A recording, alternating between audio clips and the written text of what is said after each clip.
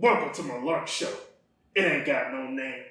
Now today, we making us a sandwich. I ain't talking about what your girlfriend and you and your homeboy be doing. I ain't talking about that freaky stuff. We talking about a regular sandwich. Now all you gonna need for your sandwich is some roast beef, some ham, some bacon, okay, and some Muenster cheese. Pickles, jalapenos, spicy mustard.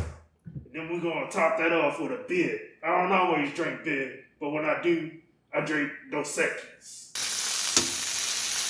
Muenster cheese at the bottom, 2 slices of maple ham, 3 slices of roast beef. We actually should have put our bacon on first, but who cares? I don't. That's your fault, not mine. Bacon. Cheese again. Let me introduce you to Mr. George. Mr. George is a beast. Mr. George will treat you nice if you put a little butter on him. This is what we call a panini. Let's see what Mr. George did for us.